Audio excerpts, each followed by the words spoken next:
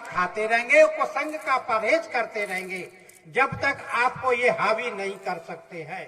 मुख्य चीज है ये। काम क्रोध कितना भी बना रहे, आप सत्संग से जुड़े रहिए और कुसंग से बचे रहिए। आप पर काम क्रोध लोभ मोह ईर्ष्या कभी हावी हो ही नहीं सकते। ये उसका संयम नियम है। यही उन्होंने डॉक्टर ने बताया कि आप दवा खाते रहिए और परहेज करते रहिए। आपका रोग जो है बढ़ नहीं पाएगा, उतना ही बना रहेगा। आपका जीवन सफल बन जाएगा। जितनी जीना चाहते जी सकते हैं। और ये मानव करना नहीं चाहता, तो परमात्मा कहते हैं कि भाई अब हम क्या कर सकते हैं वो आपके लिए, क्योंकि परमात्मा के लिए सभी संतान प्रिय है। परमात्मा ने जब भेजा है तो सभी परमात्मा के लिए प्रिय है। और परमात्मा के लिए कहते हैं कि हमारे हैं तो हम सबकी चाहना भी हमको है।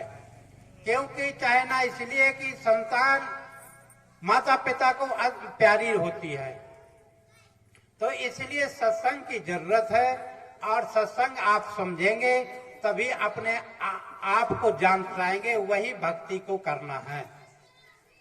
भक्ति सीताराम, राधे श्याम, कृष्ण नमो शिवाय जो भी आप कर रहे हैं ठीक है, ये धर्म से जुड़े हैं। ऐसे नहीं कि यहाँ धर्म से नहीं जुड़े, प्रथम भक्ति है ये। आपके इतना नहीं करेंगे तो आप धर्म को कैसे जानेंगे। मगर और आगे एक ही क्लास में पढ़ते रहेंगे अगर, तो आगे का कोर्स बहुत बड़ा भी लंबा है। इसी को कहते हैं विवेक। एक क्लास के पढ़ने से विवेक नहीं खुलता, सभी विषयों का मार्गदर्शन नहीं कर सकते।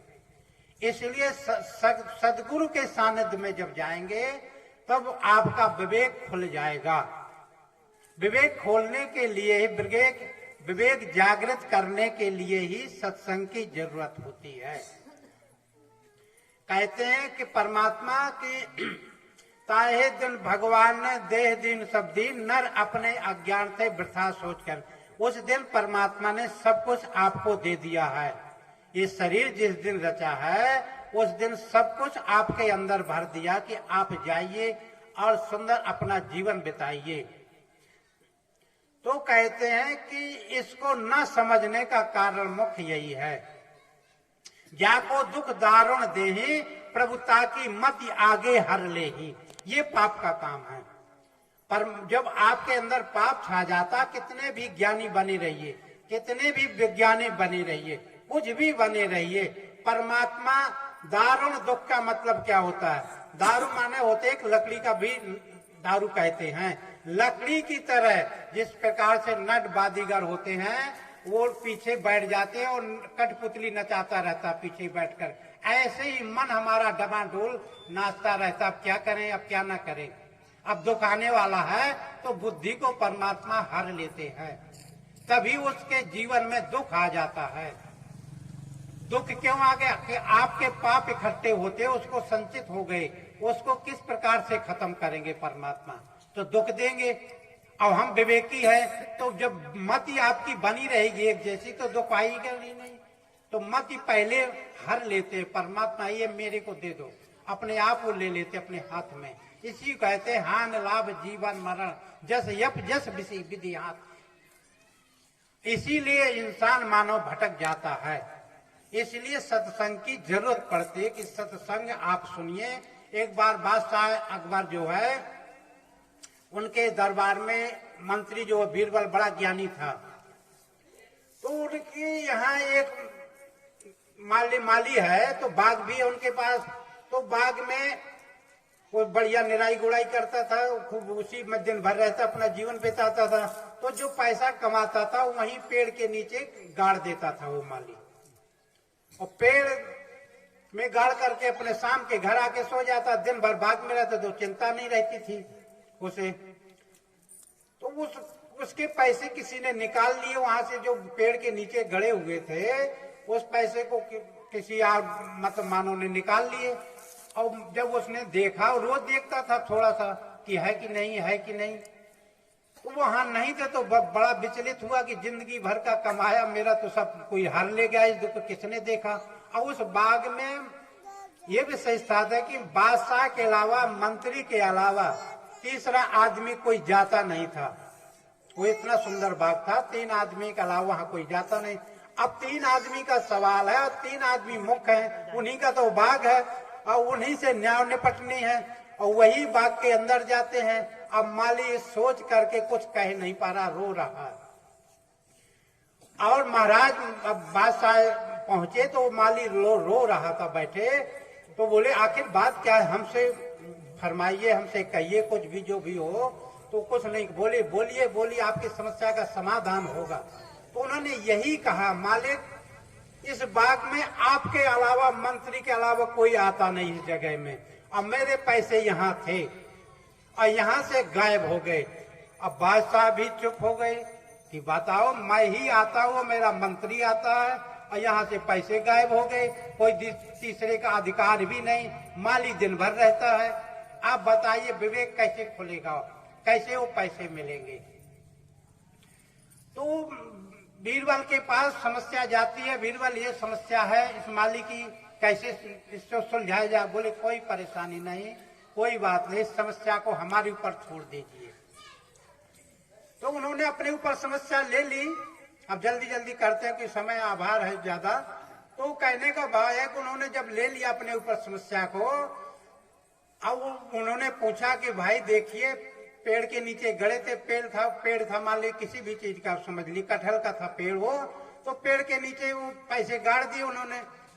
अब पेड़ के नीचे से पैसे गायब है, तो बादशाह ने सोचा पेड़ के पास जा कौन सकता है, पेड़ के पास एक वैद्य ही जा सकता है, क्योंकि उसे दवाई की जरूरत है, मूल जड़ की जरूरत है।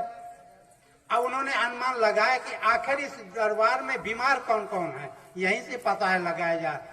तो उनके दरबार में जो दरबारी थे, बड़े बड़े मुख्य पदाधिकारी होते हैं, उनसे ही पूछा कि आप इसमें से कौन कौन बीमार हैं। तो 2-3 थे, उन्होंने बताया हम बीमार हैं। बोले दवा किससे ली, हमने उससे लिया, उस वैद्य से। बोले किस बात की, बोले हमें खांसी आ रही थी। तो बोले कि उन्होंने दवाई कौन सी दी, बोले इससे तुम्हें क्या लेना देना है, दवाई उसने कुछ भी दी हो, आप हमको, हम सही हो गए। बोले ठीक है कोई बात नहीं, आप जिक्र मत करिए, मेरा सवाल दूसरा है, बाद में। बीरबल ने कहा मैं बताऊंगा बाद में। उन्होंने ठीक है। अब तीसरे आदमी को बोला, चौथे को बोला, तो एक व्यक्ति मिला, बोले हाँ मुझे खांसी आती थी, मेरा कब्ज जमा हो जाता, भूख नहीं लगती थी, और वैद्य जी ने मुझे दवा दी है और उससे मेरा मर्ज सही हो गया 2 दिन में ही। बोले वो वैद्य कौन है, बता सकते? बोले हाँ उसको बता सकता हूँ। उस वैद्य का नाम बताया, तो उन्होंने कहा इस वैद्य को हम यहाँ प्रवेश कर सकते हैं दरबार? बिल्कुल कर सकते हैं। दरबार में वैद्य को बुलाया गया।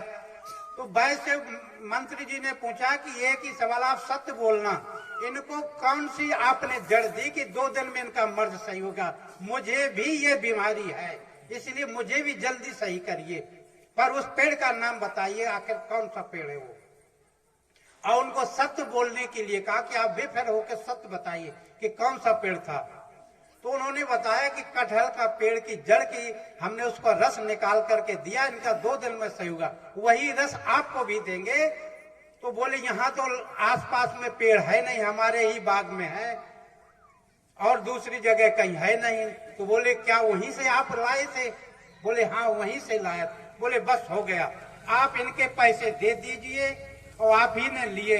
वो हाथ जोड़ कर बोला महाराज हमसे गलती हुई कि हमने आपके पैसे यहाँ से उठा करके ले गए लोग बस में, हमको क्षमा करिए। पर बीरबल ने उनको क्षमा इस प्रकार नहीं किया, इनाम ऊपर से दिया कि आपने सत्य बोलने के लिए आपको 20,000 रुपये हम दे रहे। कहने का भाव ये है विवेक। जब विवेक आदमी का खुल जाता है तब तो उसी के माध्यम से अपना जीवन यापन कर सकता है। और जब तक विवेक नहीं खुलता है आदमी का, वो तब तक अपना जीवन यापन नहीं कर सकता। ये सत्संग विवेक के लिए ही है, ज्ञान के लिए ही है कि आप भगवान को किस प्रकार से पाएंगे और भगवान को कैसे भक्ति करेंगे। इसलिए ज्यादा न कहते हुए अपनी वाणी को विराम देते हैं। आज मनुष्य उस पर विचार नहीं करता, संसार में विषयों भोग में अपने जीवन को बिता देता है। संतों ने कहा आए हैं सो जाएंगे, राजा रंक फकीर, एक सिंहासन चढ़ चला, एक बांधा जाए जंजीर। कौन सा जंजीर पर बंध कर जाता है? जो कभी ज्ञानी संतों के पास नहीं आता है, प्रभु की चर्चा को नहीं सुनता है, इस जीवन को प्राप्त करके संसार में गवा देता है। तेरी मेरी हेरा फेरी करते करते सारी उम्र को बिता देता है, वही जंजीर में बंद कर जाता है। सिंहासन पर कौन जाता है? जो समय के महान पुरुष के पास, ज्ञानी संतों के पास जाता है, प्रभु की चर्चा को सुनता है, खुद ही सुनता है, दूसरों को भी सुनाता है, खुद ध्यान भजन करता है, दूसरों को भी प्रेरणा देता है। उसके अंदर जब ऐसा भाव विचार रहता है तो कहा वही सिंहासन पर चढ़ कर जाता है। अगर हम भी इस जीवन को प्राप्त करके उस भगवान को जानेंगे तो कहा इस आत्मा का कल्याण हो जाएगा। नहीं लेकर के मसलेंगे तो कहा वो तेल की प्राप्ति नहीं होगी। जब उसको मील में लेकर जाओगे तभी कहा उसको तेल की प्राप्ति होगी। इसी तरह जब मनुष्य ज्ञानी संतों के पास आता है तो परम पिता परमात्मा को अपने ही हृदय में पहचान करता है। कब पहचान करता है? जब वो सत्संग को सुनता है, जब सत्संग को अपने जीवन में मनन विचार करता है, अपने मनुष्य चोले को जब निर्मल बना देता है तभी भगवान उसके घट में ही मिल जाते हैं। मीराबाई जी ने भी संत रैदास जी के पास उस ज्ञान की प्राप्ति की। भक्त ध्रुव, भक्त प्रहलाद सभी ने ज्ञानी संतों के शरण में जाकर उस नाम रूपी खजाना को प्राप्त किया तो आज उनका नाम इतिहासों में लिख गया। इसी तरह समय के महान पुरुष इस धराधाम पर आए हुए हैं। कब पहचान करोगे? जब अध्यात्म ज्ञान के पद पर चलोगे तभी कहा उस भगवान की पहचान कर सकते हो। तो आगे भी परम पूजनी बाई जी सत्संग विचारों को सुनाएंगे।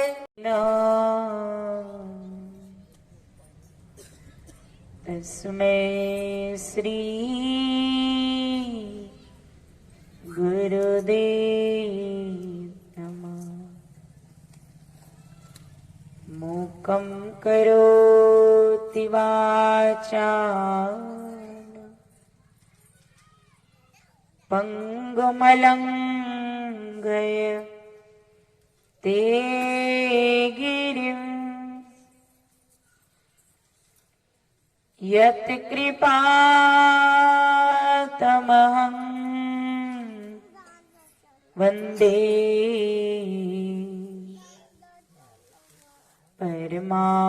परमानंद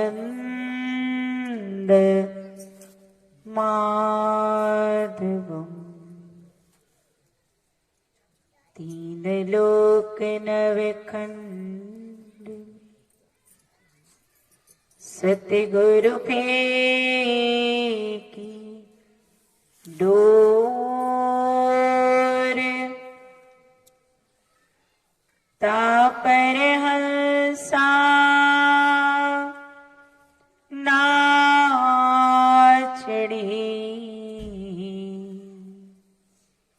तू सतगुरु का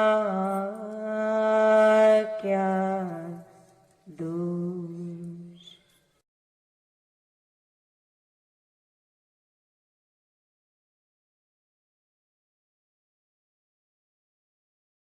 सुत हनुमान की, सभी महापुरुषों की, साचे दरबार मानव धर्म की, भारत माता की।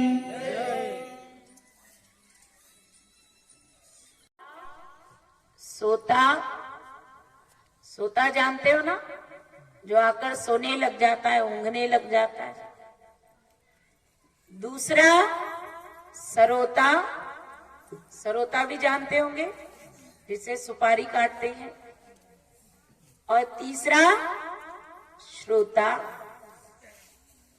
सोता जो आते ही सोने लग जाता है, जो सो गया वो खो गया, उसे कुछ हासिल नहीं होगा।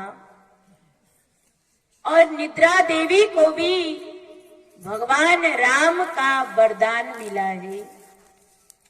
जब भगवान राम ने कुंभकर्ण का वध किया तो निद्रा देवी कहती है, महाराज आपने तो मेरा घर उजाड़ दिया, क्योंकि कुंभकर्ण 12 महीना सोता था, 6 महीना में एक दिन जागता, खूब सारा खा लेता था, फिर सो जाता था। तो निद्रा देवी कहती, महाराज अब मैं कहाँ रहूंगी, मेरा घर ही उजाड़ दिया आपने। भगवान राम कहते हैं, देवी जहां लोग जुआ खेलेंगे, शराब पिएंगे, गलत काम करेंगे, तुम वहां पर निवास करना। निद्रा देवी कहती है, महाराज आपके मुखारबिंद से इतनी छोटी जगह शोभा नहीं देती, और कोई स्थान बताइए।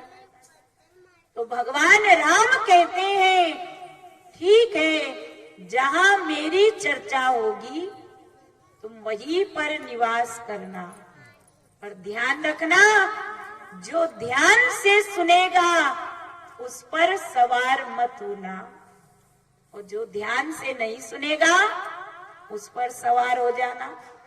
अब आप लोग सोचिए, अगर ध्यान से नहीं सुनोगे तो आपके ऊपर भी सवार हो जाएगी, और अगर ध्यान से सुनोगे तो दूर रहेगी। कहा दूसरा सरोता, सरोता का काम क्या होता है? काटना। कुछ लोग सत्संग में आते हैं, सत्संग की बातों को काटते हैं, तर्क करते, तर्क वितर्क, अरे ऐसा क्यों सुनाया, ऐसा क्यों सुनाया, ऐसा क्यों नहीं, ऐसा क्यों नहीं। पर तीसरा श्रोता, श्रोता का मतलब जो श्रवण करता है, श्रवण करके उस पर मनन करता है, विचार करता है, अपने आत्म कल्याण के लिए जो आगे बढ़ता है। राम और ज्ञानेश्वर ने विठ्ठल विठ्ठल गाया है, तुकाराम और ज्ञानेश्वर ने विठ्ठल विठ्ठल गाया है। सबका पालनहार है, सबका सिरजनहार है, सबका पालनहार है, सबका सिरजनहार है। जिसने पाया आत्म ज्ञान उसका बेड़ा पार है, जिसने पाया आत्म ज्ञान उसका बेड़ा पार है। ईश्वर का सहारा है, प्राणों से भी प्यारा है, ईश्वर का सहारा है, प्राणों से भी प्यारा है। जिसने जाना आत्म ज्ञान उसका बेड़ा पार है, जिसने जाना आत्म ज्ञान उसका बेड़ा पार है। मन मंदिर में दीप जलाकर सब संतों ने गाया है, मन मंदिर में दीप जलाकर सब संतों ने गाया है। सतगुरु शरण में जाकर के ही दत्तात्रेय ने पाया है, सतगुरु शरण में जाकर दत्तात्रेय ने पाया है। सच्चा ये दरबार है वो सब देखनहार है, सच्चा ये दरबार है वो सब देखनहार है। जिसने पाया आत्म ज्ञान उसका बेड़ा पार है, जिसने पाया आत्म ज्ञान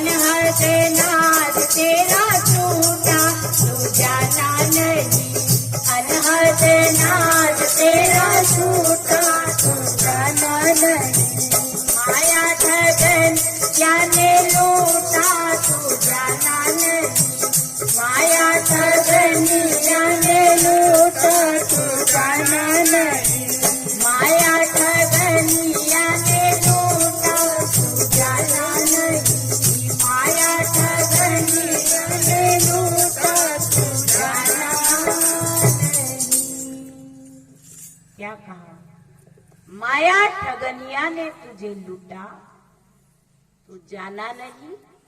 हे मानव, ये माया तुझे ठग रही है, लूट रही है, पर जाना नहीं। पहले लूटा थाली बजा के, अनहद नाद तेरा छूटा। वो अनहद नाद जो माँ के गर्भ में बालक सुनता है, बाहर आया तो वो छूट गया। तो भाई पहले बजाते थे कांसे की थाली, अब तो मोबाइल चल गया, गाना बजा दो तो बालक रोना चिल्लाना सब बंद हो जाता है। तो बदलते बदलते कहां से कहां प्रथा चली गई, लेकिन मानव समझ नहीं पाता है। दूसरा, दीपक जलाया। दीपक क्यों जलाते? लोग कहते हैं भगवान अंधेरे में बैठे हैं तो हम दीपक जला देते। अरे जो स्वयं प्रकाशमान है, परम प्रकाश रूप दिन राती, नहीं चाहिए कछु दिया घृत बाती। वो तो स्वयं प्रकाशमान है। भगवान श्री कृष्ण अर्जुन को समझा रहे, न तद्भासते सूर्यो न शशांको न पावका, यद गत्वा न निवर्तन्ते तद्धामम परमम मम। हे अर्जुन, मेरा एक ऐसा परम धाम है जहाँ स्वतः ही प्रकाश है। संत कबीरदास जी ने भी कहा, हम वासी उस देश के जहाँ आदि अंत का खेल, दीपक देखा गैब का, बिन बाती बिन तेल। गुरु नानक देव जी कहते, जैसो चंदा उगवे सूरज चढ़े हजार, ऐसे चांदन हो दिया गुरु बिन घोर अंधार। कि सब संतों ने एक ही तो कहा ना, भले ही भाषा अलग हो गई, वाणी अलग हो गई, पर शब्द तो एक ही कहा कि वो प्रकाश हम सब के अंदर, हमारी आत्मा का स्वरूप कैसा है? प्रकाश स्वरूप। आप देखते हैं कोई भी भगवान को, उनके पीछे एक गोल चक्र बना रहता है, आभा निकल रही है। हम किसके अंश है? किसके अंश है? ईश्वर अंश, जीव अविनाशी। हम परमात्मा के अंश है ना। तो परमात्मा प्रकाश स्वरूप है, तो हमारी आत्मा का स्वरूप भी तो प्रकाश स्वरूप। पर आज मानव जानता नहीं। कहा, जब बालक का जन्म होता है तो उसके सामने दीपक जलाते, कड़वे तेल का, सरसों तेल का दीपक जलाते। अब तो नहीं जलाते, लाइट जला देते, तरह तरह की लाइटें निकल गई तो उसे जला देते। पर बालक माँ के गर्भ में उस ज्योति स्वरूप का ध्यान करता है। संतों ने कहा, दूजे तो लूटा तुझे दीपक दिखा के, दूजे तो तुझे दीपक दिखा के, परम प्रकाश तेरा छूटा तू जाना नहीं, परम प्रकाश तेरा छूटा तू जाना नहीं, माया ठगनिया ने लूटा तू जाना नहीं, माया ठगनिया ने लूटा तू जाना नहीं, माया ठगनिया ने लूटा तू जाना नहीं, माया ठगनिया ने लूटा तू जाना नहीं। क्या कहा? दूध आन चढ़ई है, सोनार सायुज मुक्ति को पहिए। गोस्वामी तुलसीदास जी ने कहा, जय गंगा जल आन चढ़िए। जो गंगा जल ला करके शिव जी पर चढ़ाएगा इसका अर्थ जानते हो? गंगा कहां से निकली? कहां से निकली बताइए? आप लोगों को पता नहीं गंगा कहां से निकली? शिव जी के जटा से निकली है ना। तो जो जल का स्रोत है उसमें 1-2 लोटा जल चढ़ाने से क्या होगा? सोचो, विचार करो। केवल दुनिया भेड़ा चाल एक परंपरा चली आ रही, हमारे पिताजी हमारे दादाजी वही कार्य करते आए तो हम भी वही कार्य कर रहे हैं। पर कभी सोचा गंगा जल ही क्यों चढ़ाया? बहुत सारी तो नदियां है, कोई भी जल चढ़ा देते। गंगा भगवान शिव की जटा से निकली और निकलकर बाहर चली गई। तो 1 लोटा जल वो गंगा का अंश है, उस अंश को लाकर फिर से अंशी में मिलाया। बालक रोता है तो उसके सामने कितने ही खिलौने, टॉफी, बिस्किट, चॉकलेट डाल दीजिए, पर तब तक नहीं रोना बंद होगा जब तक माँ उसे गोद में नहीं उठा लेती। क्यों? क्योंकि वो माँ का अंश है, माँ उसकी अंशी। एक पत्थर उठाकर ऊपर की ओर फेंकिए, वो ऊपर जाता है, नीचे की ओर आता है। क्यों? वो पृथ्वी का अंश है। दीपक जलाते हैं, दीपक की लौ कहाँ जाती है? ऊपर की ओर। क्यों? वो सूर्य का अंश है। इसी तरह हम भी परमात्मा के अंश हैं। जे गंगा जल आन चढ़िए, सो नर सायुज मुक्ति को पाइए। सायुज मुक्ति जो आत्मा परमात्मा में जाकर मिल जाती है। अंश को अंशी से मिलाना ये कार्य केवल सतगुरु महाराज करते हैं, साधारण गुरु नहीं। गुरुओं का तो बाजार लगा है। काना बाती कुल तू चेला हम गुर, 1.25 रुपया धर, डूब जाए मर भाड़ में पड़। ऐसे गुरु तो बहुत मिले, पर सतगुरु जो आत्मज्ञान की दीक्षा देते हैं, तंत्र मंत्र कंठी माला, इन सब में नहीं उलझाते। दत्तात्रेय महाराज ने 1-2 नहीं 24 गुरु बनाए। क्यों? जब तक आत्मज्ञानी सतगुरु नहीं मिले, ब्रह्मनिष्ठ तत्ववेता जब तक नहीं मिले, तब तक गुरु बनाते रहे। गुरु का मतलब क्या है? गु माने अंधकार, रु माने प्रकाश। जो हमारे अंदर के अंधकार को समाप्त करके हमारे जीवन को प्रकाशित कर दे, आलोकित कर दे, वही तो सच्चे सतगुरु है। पर 8वें अध्याय के 5वें श्लोक में अंत काले च मामेव स्मरण मुक्तवा कलेवरम यह प्रयाति समद्भावम यात्री नासत संशय। हे अर्जुन, जो अंत काल में मेरा सुमिरन करते हुए इस शरीर को छोड़ता है वो मुझे प्राप्त होता है। अब आप बताइए, अंत काल में क्या आप राम राम बोल सकते हो? बताओ, बोल सकते हो? नहीं बोल सकते।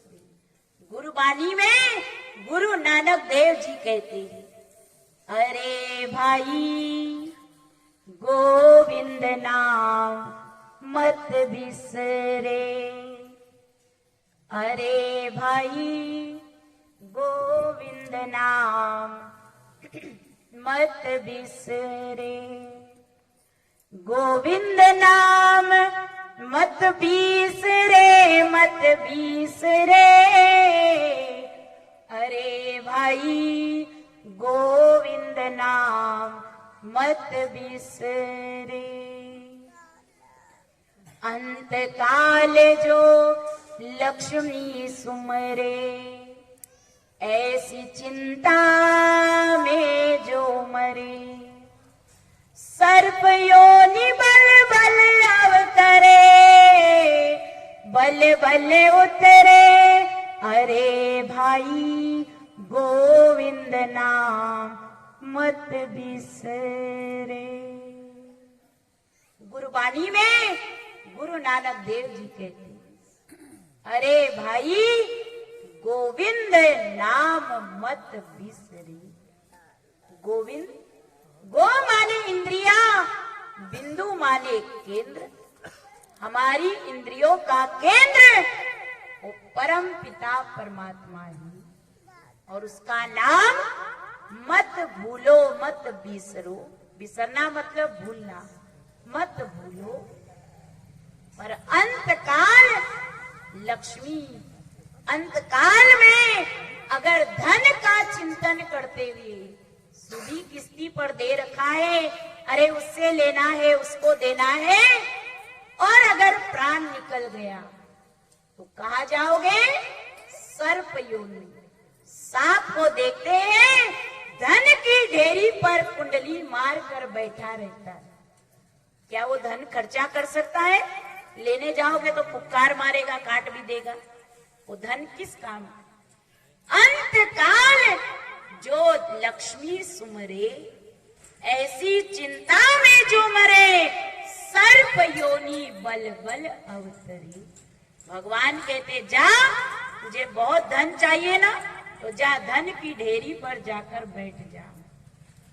आप विचार करिए, थोड़ा सा धन है तो आदमी का मन उसी में फंसा रहता है।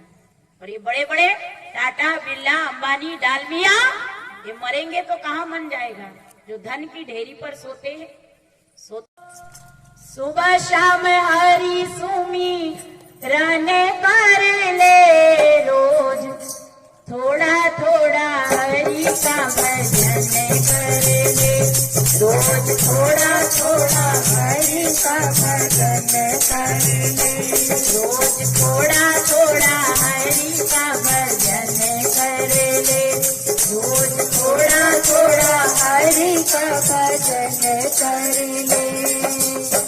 मुक्ति का प्यारे तू याचन कर ले, ओ सुबह शाम हरि सुमिरन कर ले रोज, थोड़ा थोड़ा हरि का भजन कर ले रोज, थोड़ा थोड़ा हरि का भजन कर ले। भक्ति करेगा तो बड़ा सुख पाएगा, भक्ति करेगा तो बड़ा सुख पाएगा।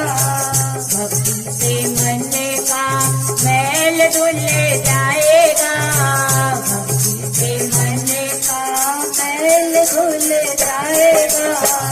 आत्मा के साथ साथ मन कर ले, ओ आत्मा के साथ मन कर ले रोज, थोड़ा थोड़ा हरि का भजन कर ले रोज, थोड़ा थोड़ा हरि का भजन कर ले। वो कान में मंत्र नहीं देते, फूक नहीं लगाते, वो माला नहीं देते, वो आत्मज्ञान की दीक्षा देते हैं। इसीलिए संत कबीरदास जी भी कहते हैं, ए जग रोगिया रे काहू सतगुरु वैदन जाना, ए जग रोगिया रे काहू सतगुरु वैदन, ए जग रोगिया काहू सतगुरु वैदन जाना, ये जग काहू सतगुरु वैदन जाना। जन्म मरण का रोग लगाए तृष्णा रूपी फांसी, जन्म मरण का रोग लगाए फांसी। आवागमन की डर गले जिसे आवागमन डोर गले बड़े साल की फांसी ले रोगिया रे का सतगुरु वैदन जाना, ये जग रोगिया सतगुरु वैदन जाना, ये जग रोगिया रे का सतगुरु वैदन जाना, रोगिया रे का